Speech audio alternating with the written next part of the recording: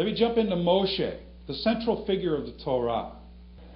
This is, we looked at an example, not this one, but another inscription. This is the Hebrew word El. We've got the Aleph and the Lamed. That word means El, the strong one of authority. There's another interesting thing about this word, is that the ox has two horns. The shepherd's staff, in ancient cultures, the horns represented the strength of the one in authority. The shepherd's staff was carried by the kings to show his authority. What did the ancient kings wear and carry? Horns, kind of like the Vikings' horns, and they would carry a staff. Here it is in the modern culture, the crown and the scepter. Those things exist today in modern royalty. We have, you know how some crowns have the points on them? By the way, crown, that comes from the Hebrew word karen. What does karen mean? Horns. The crown are the horns. And these are the horns. Some of them have just points coming up. The crown represents the horns. The scepter represents the staff. Now, Moshe was the leader, the strength and authority of Israel, correct? Did he have a scepter and horns? Did he have a scepter? Did he have a staff? Yes. Thank you. Okay, let's take a look at that one first. And the Lord said to Moshe, "See, I make you as God to Pharaoh." That word is Elohiym. I make you as Elohiym to Pharaoh. Elohiym, El, it has to have the horns and the scepter. And Yahweh said to Moshe, "See, I gave you Elohiym." That's what it literally says in the Hebrew. The Lord said to him, "What is that in your hand?" He said, "A rod, a mateh." I think it's the word mateh, a staff. So we know he had a staff. There's half of the equation. And there is Moshe.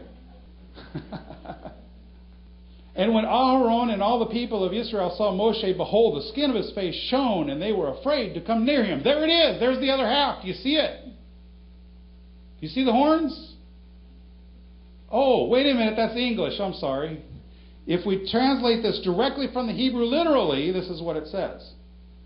And Aaron and all the sons of Israel saw Moshe, and behold, the skin of his face had horns, and they were afraid to come near to him. What? Your translations translate it as rays of light or shone. That is not what the Hebrew says. The Hebrew literally says he had horns. Karen. Remember the Hebrew word Karen? The verb Quran is the word that's not the same word, by the way, as the Muslim Quran. But he had horns. That's what it literally says in the Hebrew. This is my pet peeve with translations. The translators, oh, they don't understand that. Oh, that don't make no sense. Let's fix the text for them. The translators are like Caltrans in California or the Mississippi Dot. You know, you got a road with potholes in it. What do? They fill them. They come in and they pave it over. Let's start with a dirt road. Down the road. Okay? Well, that's not pleasant. So they come in and they lay a layer of rock down. Now it's kind of like this. Okay? It's not too bad. But then they come along later on. They put the pavement. Now you can fly through it at 90 miles an hour. Have a nice, smooth ride. That's what the translators are doing for you. They don't want you to have to worry about the problems in the text. So you can pick up that Bible and you can just read it to your heart's content and everything's okie dokie. The only problem is they're interpreting the text for you. They're erasing a lot of the Hebraisms and a lot of Hebraic understandings. What's going on here? Here's Michelangelo's picture, by the way, or sculpture of Moshe. What's that on top of his head? Let me make it a little clearer for you. There are horns there. There are horns. That's Michelangelo. He got something right for once. Might have messed up on the Last Supper, but he's got horns there. What's the problem we're all making right now? Horns? We're thinking image, picture, appearance. That's Greek. What is the function of the horns? Power, strength. God was making a point. This text is making a point. It's saying he has the power. He has the staff of God. Now he has the power of God. Now, was it literally horns coming off his face? I don't know. I don't care. The Hebrews didn't care. Well, they did because they were scared of it. Because whatever it was coming off his face, they were scared of it.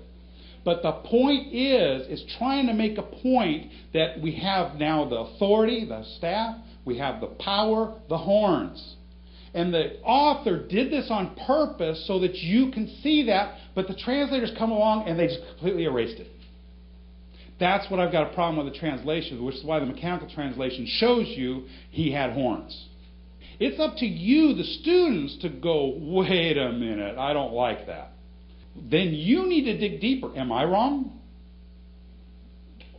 How do you know? Have you looked at it? You've got to go out there and search yourselves. You've got to start digging into the books.